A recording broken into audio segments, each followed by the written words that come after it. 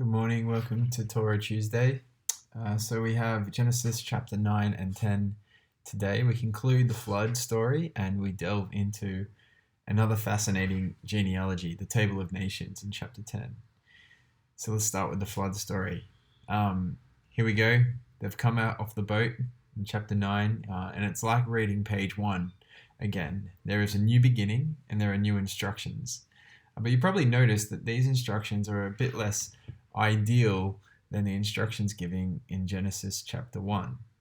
While the relationship of animals and humans was supposed to be harmonious in the garden, humans only ate plants according to Genesis chapter 1. Now, the fear and dread of humanity will be in the animals, and humans will eat animals, which was not something that happened in the initial story.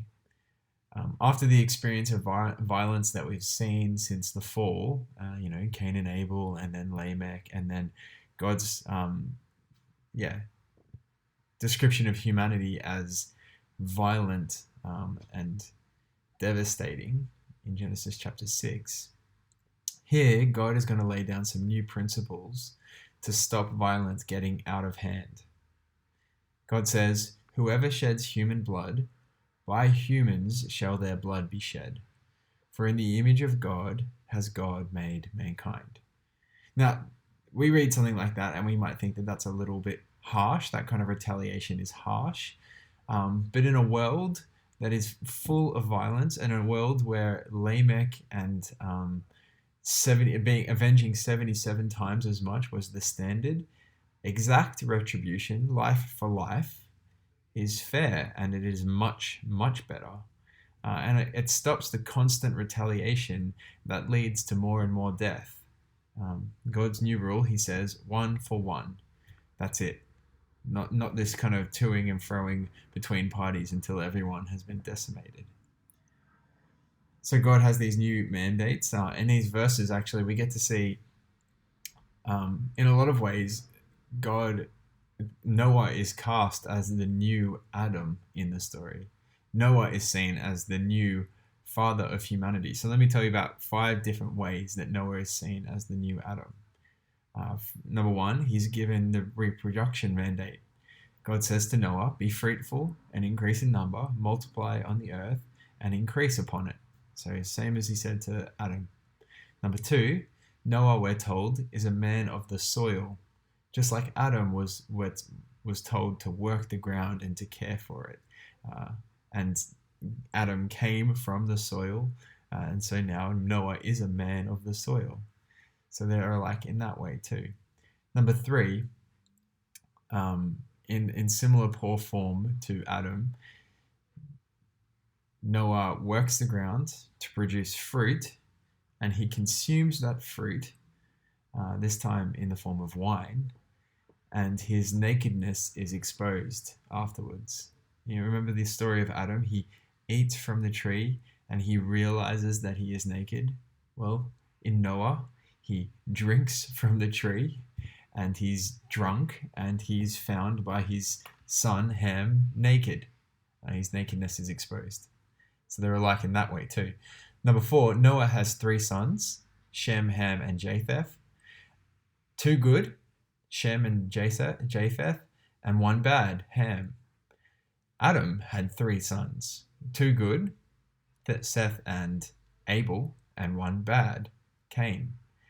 And then finally, and this is what chapter 10 is all about, Noah is cast as the new father of humanity. Just in the same way that Adam was the father of humanity back in Genesis chapter 1. So let's turn our attention to chapter 10 for a moment. In chapter 10, we get the Table of Nations. These are the families of Noah's 3 sons and their descendants. Now, what's interesting about this list is that there are exactly 70 nations listed here. There are 14 of the Japhethites, there are 30 of the Hamites, and there are 26 Shemites. So there are 70 in total. Now that 70 is likely symbolic. 70 is the number of completion, 7, but on a much grander scale, 70. So in the same way that 7 represents completion or wholeness, 70 represents wholeness on a much larger scale. So I think the symbol, this number of 70 nations, it represents all of humanity, all the people in the earth. So not just the nations that are listed here, but this is essentially saying that Noah is the new father of humanity. He is the father of all people everywhere. Let me just read you a short quote from a scholar called Nahum Sana. This is what he says. This device, the use of 70, it affords an insight into a major function of this table, the Table of Nations, a document thus far unparalleled in the ancient world. It is no mere academic or scholastic exercise. It affirms, first of all, the human origins and absolute unity of humankind. It says, it affirms, first of all, the common origin and absolute unity of humankind. Then it tacitly but effectively asserts that the varied instrumentalities of human divisiveness are all secondary to the essential unity of an international community, which truly constitutes a family of man. Essentially what he's saying is this: the purpose of this table is to remind us that all of humanity is one family. All of humanity is one family. The significance of this is huge. Think about what this would have been like to read a table like this if you were the first readers of Genesis, the Hebrew people. And this table says that the nations that are your closest allies are your family, but also the nations that are your worst enemies, they are your family too. The Canaanites, the Egyptians, the Hittites, the Jebusites, the Amorites, the Girgashites, you all descended from the same family. You are blood with each other. This table is there to remind us of your shared origin. And I think this is helpful for us as well. We would do well to remember that in our fractious world, humanity is still one big family. It doesn't matter who your closest allies are as nations, or even who your worst enemies are as nations. We are all one big family.